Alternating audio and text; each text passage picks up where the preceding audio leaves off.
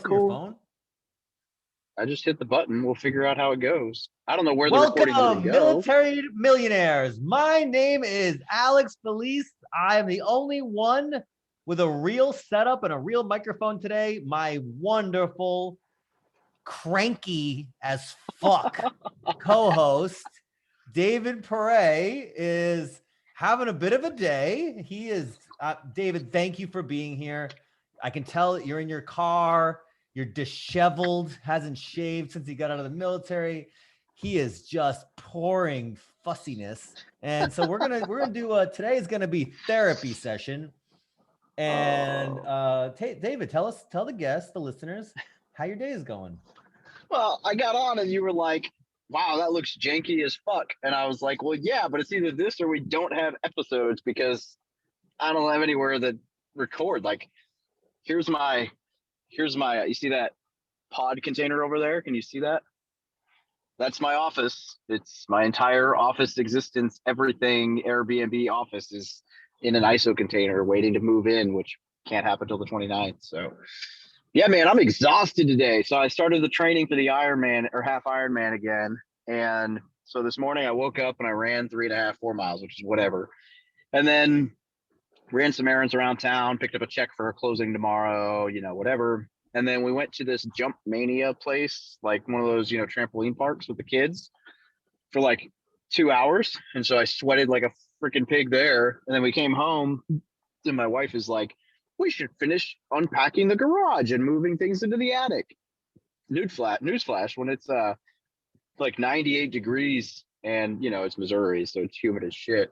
You don't need to buy an attic or a sauna. You could just hang out in your attic. And so I have probably been through like 10, 12 bottles of water today, just not keeping pace. Something fucking hurting. It's funny. Like, what a waste. Not a waste. I mean, we've been successful, made a lot of progress, but pooped. So it's funny when you have a job. How did I ever find time to have a regular job? Oh shit, man. I've been trying to keep days open to spend with the kids, and like tomorrow I have nothing until like 3 in the afternoon. But still gonna be busy. Well, I will say this to our listeners. David's in the middle of a move. He obviously doesn't have a house or an office. And even though he's very fussy, he's here. He's here and we're recording. So I commend you on that. Why thank you, Alex. I appreciate You're very seal of welcome. You're very approval. welcome. What's going on with you? Oh, I'm amazing. Everything I do is fantastic. Except for your punctuality. You were late. I'm just there's somebody some jackass driving one of those small little off-road four-wheelers down Cliffdale Road, which is pretty main road here in town at 5:30, 6:30 traffic, which,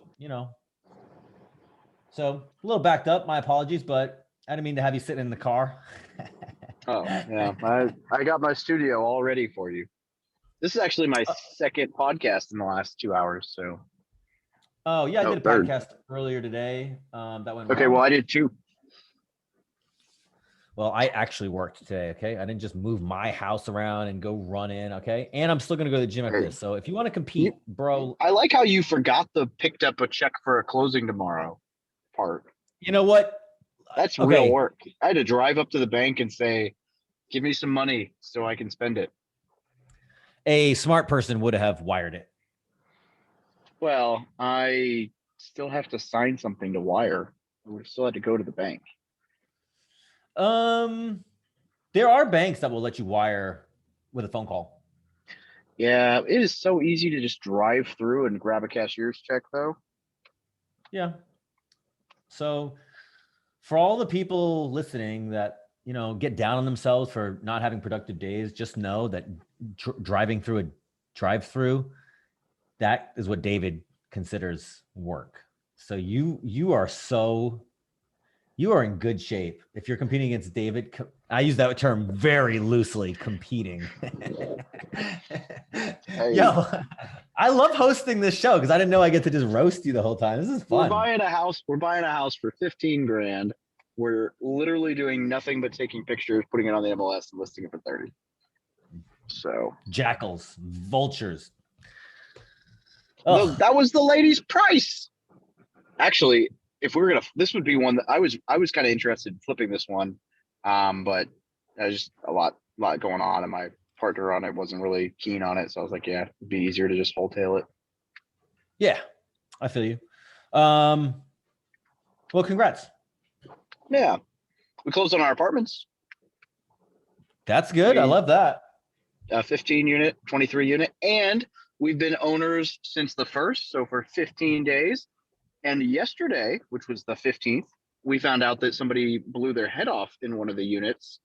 Let's see, 15 minus 8 on the 7th. So apparently the police are saying it looks like about 8 days. Oops.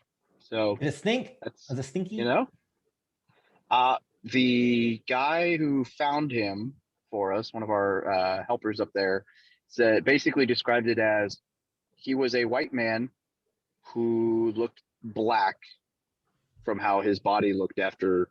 I mean, it's been 90 degrees for the last week, and he's been. All right, we don't need to. We don't Yeah. need to get into that. Hey, That's you asked. Yeah, I regret such a thing. I mean, I'm in the military. Like that's one of the first questions that got asked in the group was like, "Hey, this happened. Anyone get any pictures?" Like, really? That's all right. Very well. Whatever. That's the 3rd dead tenant I've had in the last 2 years, and 2 of those have been in the apartment. So I'm fairly qualified at this point to know what the steps are for rectifying that, which is not a skill set that I ever wanted to earn. Yeah, I'm curious why so many people, kill themselves once they find out you're going to be managing the property. The only one who killed himself. Thanks. 2 of them were like old Social Security guys. One was just had no family. That's the worst. Is when someone dies in like physically in or as a tenant, and they don't have like family, because then you have to keep all of their belongings for 90 days as well in a storage unit. You can't be like commingled. You have to like rent a storage unit for them for 90 days, hope that somebody claims it, and then in our case, nobody claimed it, so then we have to like take it all to a landfill or Craigslist it or like whatever, because it's like, what am I supposed to do? Like this guy had no family. So yeah, it becomes a fairly costly thing between storage unit, U-Haul, obviously cleaning and renovating the apartment, bringing in like the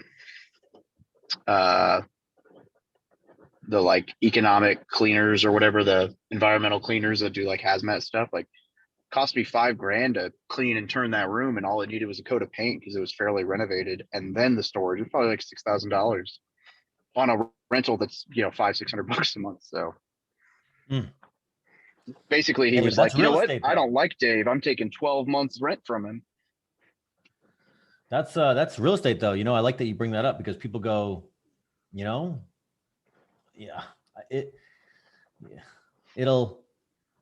they go in with low reserves and low cash flow, and then they get, you buy a property, and then 7 days in, you have a big bill like that. So that's real estate. That's real. Yeah, we're probably going to need to bring cash into the operating account. Well, our operating account for these apartments is mixed with the hotel because they're all in one LLC.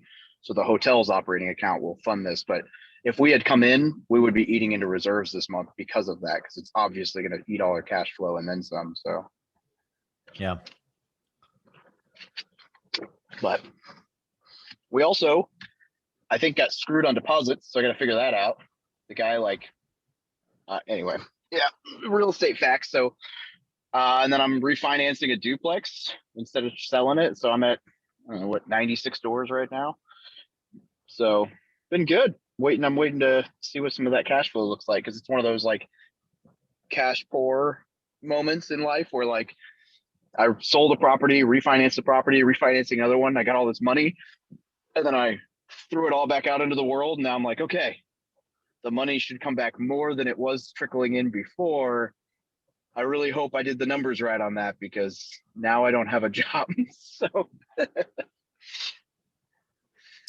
I feel that I am extremely cash poor right now. The most cash poor I've probably been in since I started real estate. Yep. I put all my money out in this flip. I put a whole bunch of money out converting it to Airbnb. I never keep much money anyways because I put it all into investments. So I am broke as shit. And the flip is under contract. It should close. It was supposed to close Tuesday, but we can't get appraisers here. So I'm just sitting there waiting for an appraiser to show up and final. I don't even know what I'm going to make until, it appraises, because she paid all the money. So I sold it I asked for all the money. Then at the last second, we bumped it up $5,000 anyways, beyond my dream number. And then she paid $3,000 over that number. Nice. Now it'll probably appraise for fucking nothing and I'll have no money. Anyways. And then I've been stressed out. I'm selling my 24 unit. Yeah. I was going to ask you about that next. We put out our dream number. We added $50,000 because we knew somebody would negotiate. They have been very difficult buyers, very annoying buyers. They did this thing where they bid $50,000 over ask. We accepted. So 100 over your dream number. No, 50 over my dream number. Okay. No. Yeah. You know what? I'm so sorry. I messed up. I keep forgetting. I wanted 1.6 million. We put it on the market for 1.65. They offered 1.65. Okay, cool. Makes sense. Yep. And then throughout the negotiations, they did this thing where they called a roofer to come check out the roofs, and they hired one of those insurance chasing companies that came out and inspected it for free, obviously, because they'll inspect all of them for free. And then every once in a while, or every, some percentage of people will get an insurance claim, and the insurance pays way too much. So they can do a lot of, so anyways, they go to this, I'll have to put the letter, but they go to the buyer and they say, yeah, here's our prospectus on the roof. Mind you, it's a 5-year-old roof with architectural shingles. We have no leaks. They said, basically, well, there's wear and tear because it's been exposed to weather. Yeah. And there's some decking that should get replaced. And the roof is going to get older. It's going to succumb to more wear and tear over the next few years. And so we think you should replace it $82,000. How many square feet is this roof? It's 6 quadplexes. Okay, so 6 quadplexes. I mean, I figure I can replace the whole roof. You'd probably get away with 60. A company would probably do it for 60 if they were doing like discounts, but maybe even less. They probably do. I bet you I could get it done for $50,000, but let's say 60 on the high side. And mind you, the letter basically just said, this is wear and tear. They didn't say like it was anything. There's nothing wrong. There's no leaks. Nothing wrong with it. It's just like, hey, it's wear and tear. So I was like, okay. So then they went and inspected it. They didn't say anything. And then they came back and they said, hey, we want $100,000 off the property. And I told my broker, I said, put it back on the market. Yeah. I'll give you $20,000 off. Yeah. And then they didn't say anything to us all week. So since Friday that happened. So I was like, okay, their earnest money goes hard on Saturday. So my guess is we'll probably just put it back on the market. We've had months, better and better and better months all year. So like my property's, it's doing better every month. And it's becoming a better investment every month. So just recently they came back and they said, how about we give you 16. What did I want? I wanted 1.6. 1.6. They offered me 1.59. And I said, just give me the 1.6. You'll get $50,000 off. And that's 1.6 is my number anyways. So I haven't heard back, but my guess is they're going to take it. Yeah. And we'll sell that for a $600,000 profit in 24 months. We bought it on like the 10th of June, 2019. So cool. Now, jeez. I don't get all that money. Obviously, I get, 25% of that. But fuck what I get. What's most important? I The paid investors. 4 people that I met on my website, 4 people that I never met in person until I did this deal with them. 4 people that I met through my website. I'm going to pay them a 66% IRR.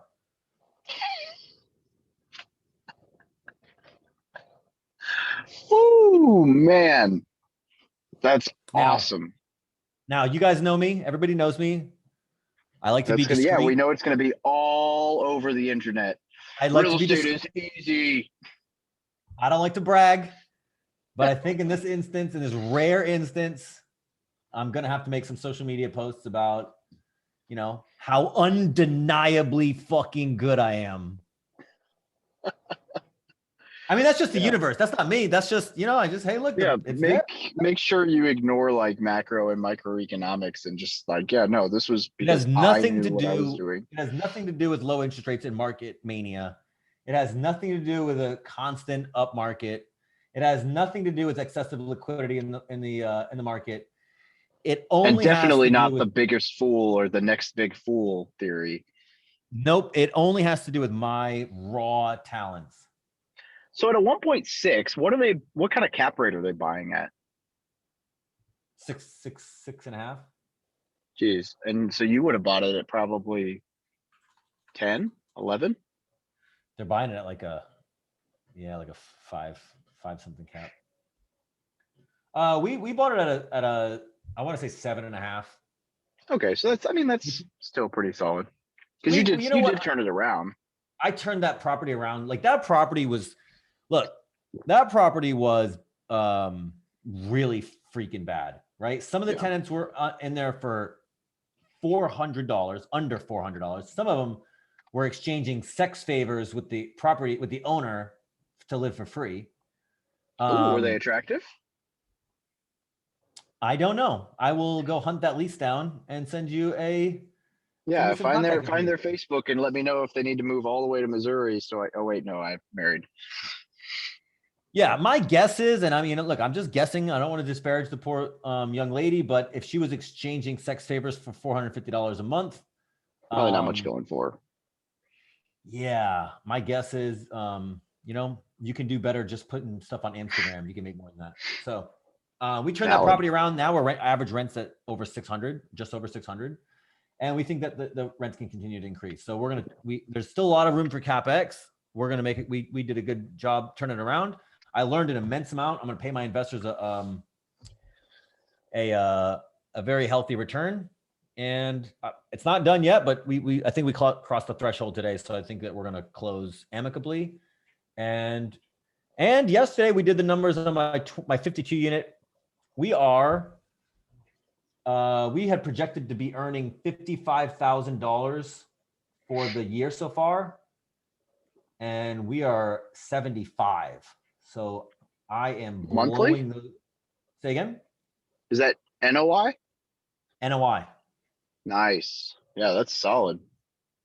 So I had a really bleak last 2 weeks where I didn't feel like I was making any progress in life and everything. You weren't. And then you know, the flip is pretty much looks like it's gonna close. The 24 unit looks like it's gonna close. I have an Airbnb that I'm converting that is getting furnished now. It'll get cleaned up tomorrow, some touch up paint, yada yada yada. I think that's gonna go well. That's gonna triple the income gross, triple from what I was making. I paid $55,000 for that property in 2014. It rents for $1,000 a month. That's a 2% roll deal now. And now it's going to rent. Awesome. And now it's going to rent for. Now it's going to Airbnb for $3,000 a month. Yeah, I'm about to try my hands at my first Airbnb in this market as well. My market's got a ton of.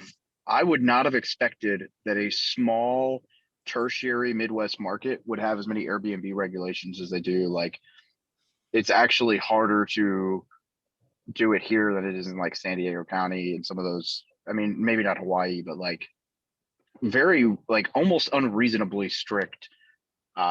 Which explains why last time I visited, I was looking around and I was like, wow, there's nobody knows Airbnb here. There's a ton of opportunity. No, it's just that nobody can really get permits.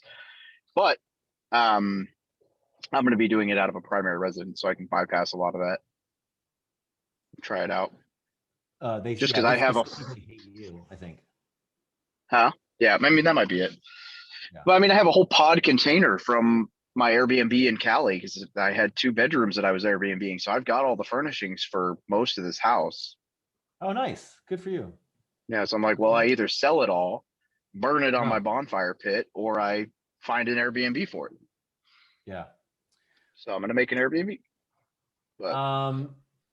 Hey, well, this episode's not going to release, but I'm about to launch. I got another win for this week. I'm about to launch officially Life and Lens Media.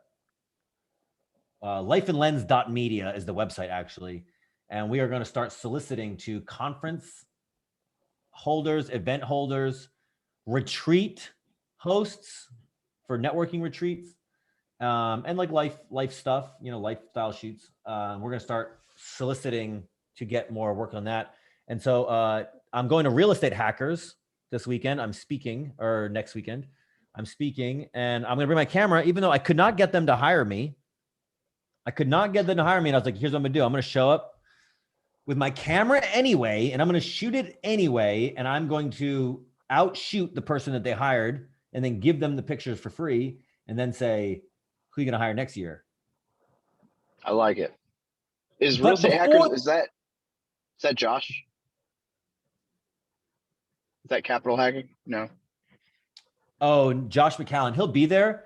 Hmm. No, this is a guy named Chad Gallagher. Great guy, great dude. I'm sure he just has somebody either in-house or doesn't know what I do, or perfectly fine. But before I Or could he knows implement, what you do, and that's why he hired elsewhere. yeah, I kept telling him I was extremely expensive, kind of as a joke, but it probably didn't help. I was like, yo, if you could afford me, he's probably like, Yeah, "Oh, that line of marketing may backfire on you at some level, but it's also funny. yeah. Well, it's kind of like this. I only like to work on jobs that I like.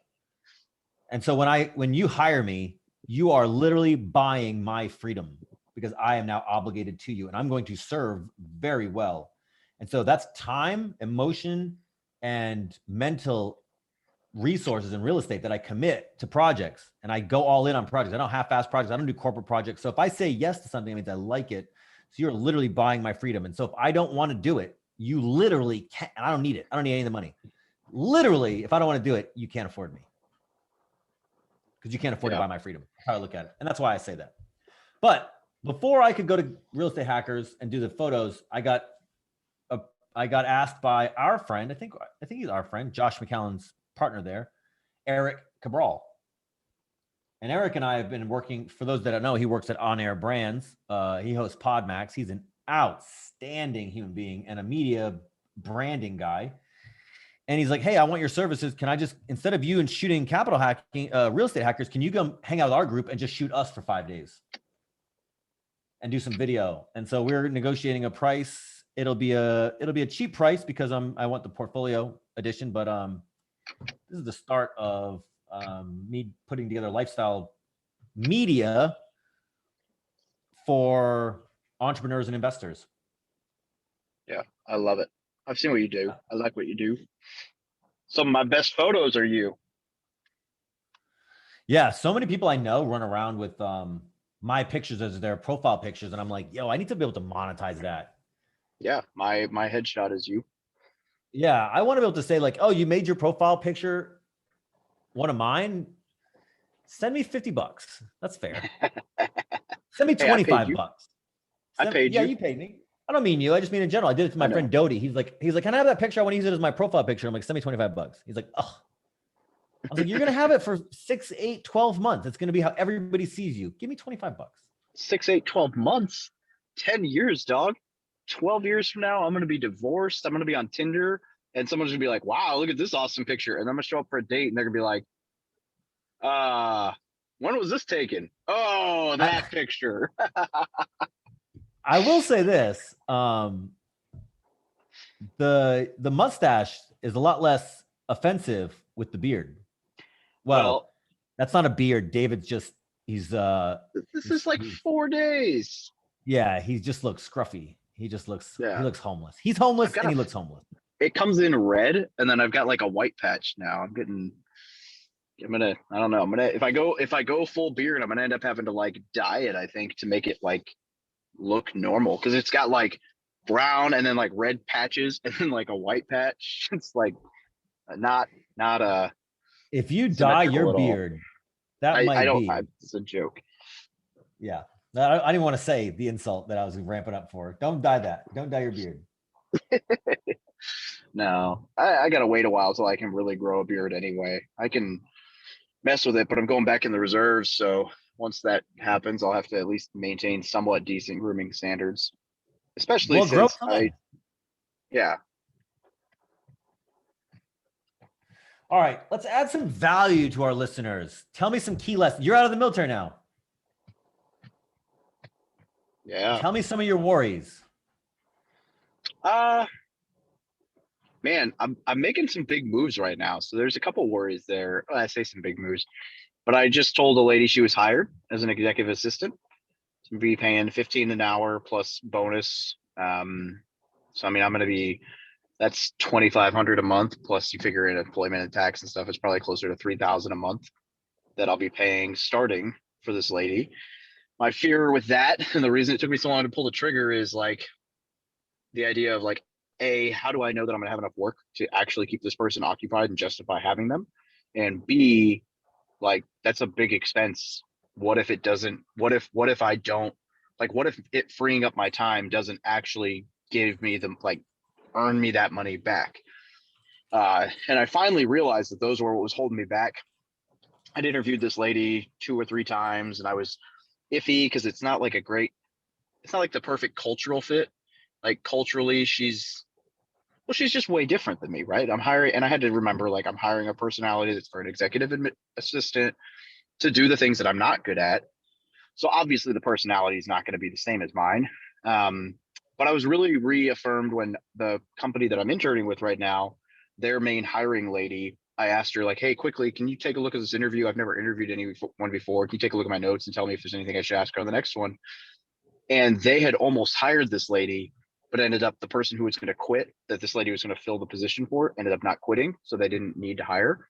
And so that was really good. So I felt like I was making a good move. I'm like, okay, if you guys almost hired her and she made it through like my person who was screening people for me and my first interview, so I'm gonna take the risk. She starts on the 5th, right after we move into the office, and she's gonna be doing all my scheduling, a lot of my like accepting people into the Facebook group and adding their emails to email list and drafting emails and doing like keeping me on tabs for content. And actually I've been kind of burnt out lately, man. Like I don't know if you've noticed. I mean, let me rephrase that. I know you haven't noticed.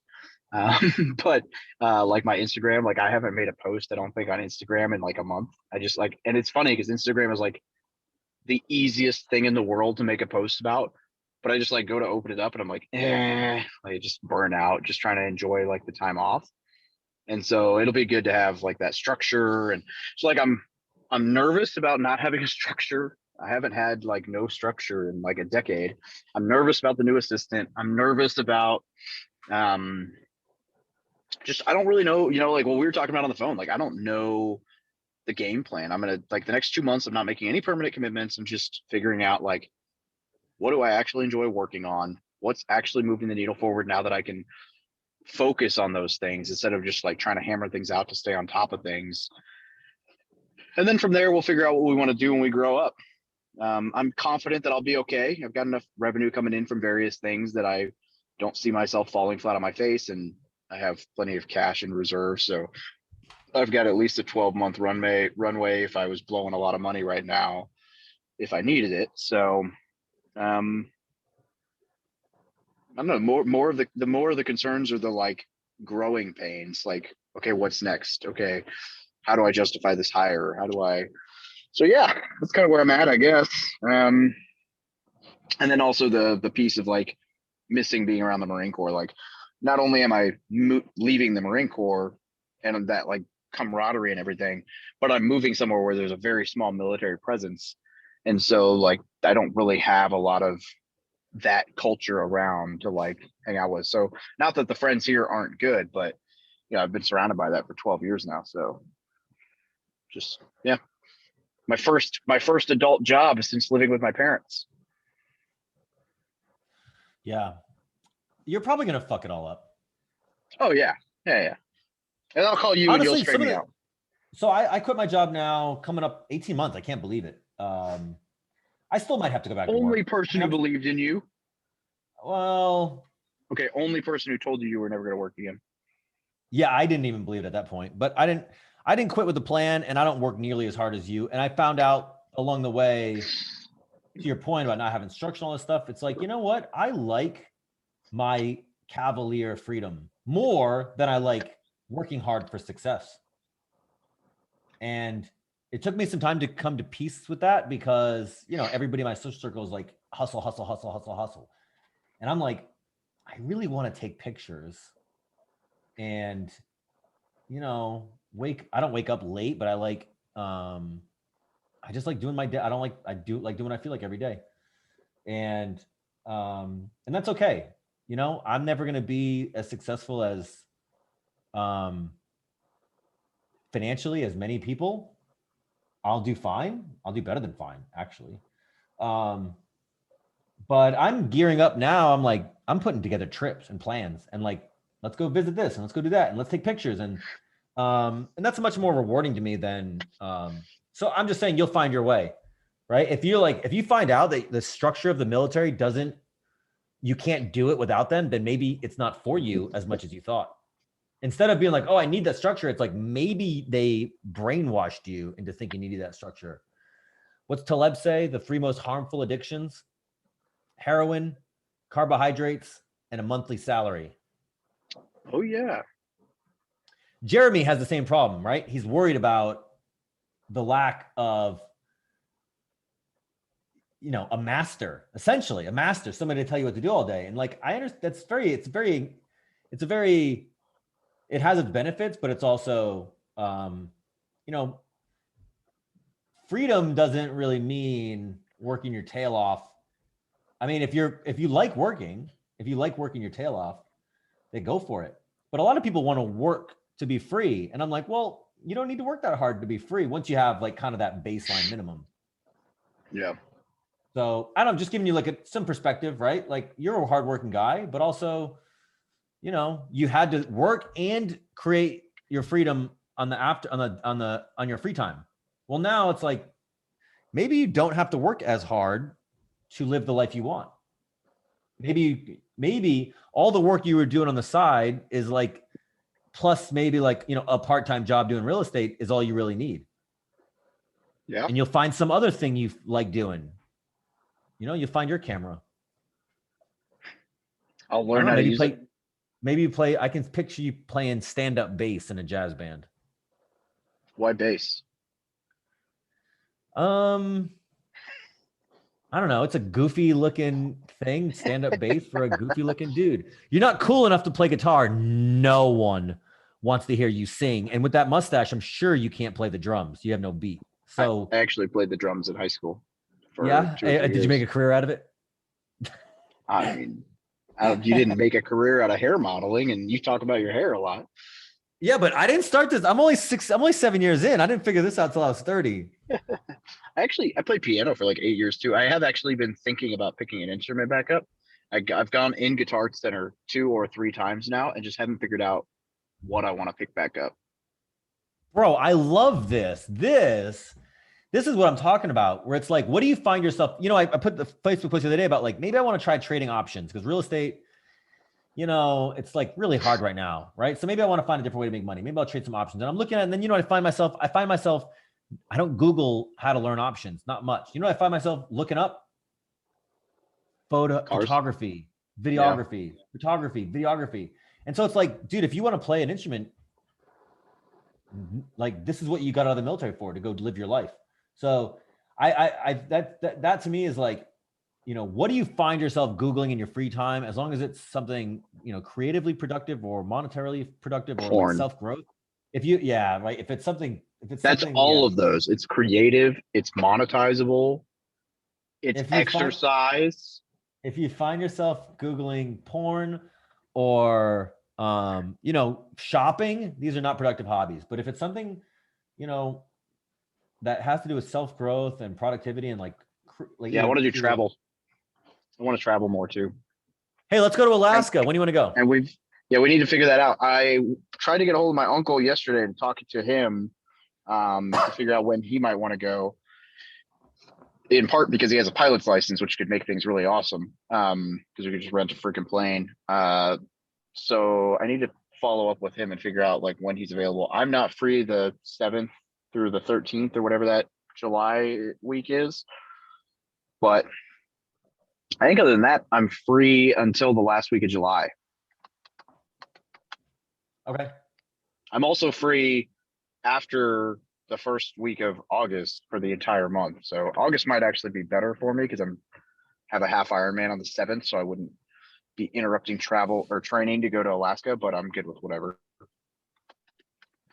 Yeah, August might be tough for me. That's what I wanted to go to Washington to film Meet the Investors, but right now my schedule is it's gonna be a tight trip, so we'll see. Yeah. So we'll see. I'm flexible. I want to go to Well, Alaska. if there's a week at the middle of August that works for you, that'd be awesome. If not, I could probably do like that week of like the 14th to the 20th or something like that in July. All right. Let's talk about it. Let's not. I don't want to make our listeners succumb to this. I'm trying to. I wish I knew what was how can some value we could add to them. What we should do is we should go get some newbie listeners again. I like doing that and like see if we can That was get fun. some newbie investors. Maybe we can get on there and have them tell their story. Hey, the Federal Reserve came out today and said they're not going to raise rates this year, maybe 2022, but more than likely they'll do 2 rate hikes in 2023. So how do you feel about that? My guess is your rates are going to continue to stay low. And then as we get closer to next year, you're going to start seeing the futures. You're going to start seeing rates finally come up. And then for my friends who have 5-year balloon commercial mortgages, the fucking time to lock in a 30 or refinance is upon us. Because if you have to refinance and the rates go up. Now, what's going to happen, in my opinion, is when the rates come up, when the rates even start to look to get close, people are going to start pricing in, oh, this is a 5-year loan. We're pricing in 5 years worth of rate hikes now. So what you're going to do is you're going to see rate hikes outpace on the retail side. You're going to see it outpace the growth on the Federal Reserve side, so that people can get ahead of it. Because the banks don't want to be issuing you 3% loans, and then in 6 months the Federal Reserve rate is 3%. They want to stay ahead of it so they can make money. And then they're going to want to get underperforming loans off their books. So everybody who has low rates, if you don't have a 30-year mortgage, you have a 30-year fixed mortgage. Even then, if you have a 30-year fixed mortgage at like 3.5%, 4.5%, and then rates come up to 6-7%, the day you miss a single payment, they are going to retrade because banks are not going to want to hang underperforming notes on their books. So I know this is a long way out, but this is the most meaningful. This is the real estate market is currently subsidized by low rates, has been for about 8 years. That's why everybody's doing so well. That party is going to end. It's on the horizon now. So buckle up. I was even willing to go floating rate. Granted, I put 4% floor, 7% ceiling. So, I mean, my ceiling is 7%, which isn't great, but there's a ceiling. So it's not like an absolutely like it just could ruin me rate. But I just did floating rate on one, about to do a second one where 4% floor, 7% ceiling, because it was a 25-year AM, no balloon. And I was like, you know what? I'm willing to pay to risk the 7% ceiling to not have to worry about a balloon because, if rates don't go that high, I don't have to worry about it. But my bet is that rates will, my hope, people are going to be so mad that I say this. My hope is that rates get up in that 7, 8, 9, 10, 12%. Like the fact that we are playing this game where we have the two main levers, print money and freaking rates, and we printed the money and we lowered the rates, like eventually it's got to give. And I would like to see it sooner rather than later, because if there's a crash, like people say, we have no lever to pull right now. So I don't know. I agree completely. Yep. And the Fed's going to start unwinding its balance sheet too. So they're going to start undoing some of this. And we'll see if it's enough time. We'll see if they get enough if they get ahead of it. I mean, they're not talking about raising rates for another 2 years, so it's gonna be a very slow process for them to get to 6, 7, 8% is gonna be 4 or 5 years, 6 years. Yeah. But we'll Ooh, see. I wouldn't be And along the surprised if we way, see 1980s rates in like 15 years, though. yeah, for the younger listeners, my mom's first mortgage was 17% Yeah, and that was a good rate. on a primary. Well, it was prime mortgage. So, we're gonna see what happens. I'm trying to lock in as much Freddie Mac debt as I can right now. Yep. So my loan on my 52 unit is 3.5%, 30-year amortized, 20-year balloon, and it's assumable. So if I end up selling it, it's like the other person can have the 3.5%, which gives me a lot of leeway when I go to sell it in 5 years. If rates are up, people are like, yo, you can get this thing and keep this low rate. Yeah. I'll take that. Yeah, we went for our apartments, and what we're getting on the hotel is it was 4.75, but it was only 15% down, which is awesome. And then 4.75 fixed, 20-year AM, no balloon. So fairly similar, a little bit higher rate, but a little bit longer, whatever. And yeah, assumable. So same Nice. play. It's like, whatever. And it cash flowed like a freaking king. I refied my 10 unit. I pulled $66,000 out of my 10 unit by going 85% AM or 85% loan to value. Pulled $66,000 out of it, and my monthly payment is like $240 a month less than it was. Like, okay, all right, we'll take it. Thanks. Because I was on like a 16-year note, so moving it to 25 worked. But good for you. we've been on this for a while. What else we got? And in the future, I think we're going to plan like a more of a topic. The one we did on crypto actually went over pretty well. Although it's amazing how much hate I get anytime I say anything about crypto from the like Bitcoin maximists and the crypto like MLM scammers and the hatred and just emotion that comes. And it's from people who don't even read or watch what you post. It's just like unrivaled compared to anything else. I don't get any hate, and I talk shit on Bitcoin quite a bit. Bitcoin at 38,258 at the time of this recording. That's down from it dropped again. That's down from the 63 high that it was April 14th. Yeah, so anyone who bought at 60 because they were told Bitcoin is the only place you should put your money is probably feeling really good about that. And long term, I think that and not to get into the crypto world, like I could very well see Bitcoin continuing to go up in the long term, but that doesn't mean that it's where I'm going to store my value with how volatile it is. I'll store a portion of my value. They don't know. I don't know why you care about the hate. I love it. Oh no, I'm not saying that was bad. I just think it's worth pointing out that it's hilarious to me because it's like the amount of hateful comments I get on YouTube about a Bitcoin video or a crypto video or whatever, but you can tell that all the comments are from people who didn't actually watch the video. I made a video the other day about Lindy. I'm really trying to get my YouTube going. If you listen to this show and you're a fan of Alex, please go subscribe to my YouTube channel. I have like no fucking subscribers. I can't get any traction on it. I'm trying, but that's not true. It's getting better. It's just slow. I've offered to sit down with you and walk through analytics and help you out. Let's do that. Yeah, I have 468 subscribers. I can tell you why you're struggling. I can tell you why I'm struggling too, because I talk about things that are not popular.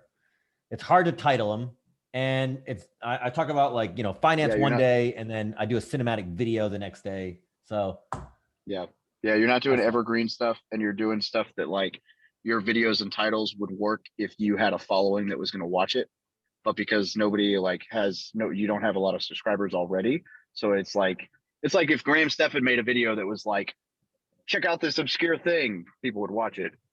But in order to get to that point, you have to do stuff that people will search or whatever. So yeah, we can walk through analytics and I can show you some stuff.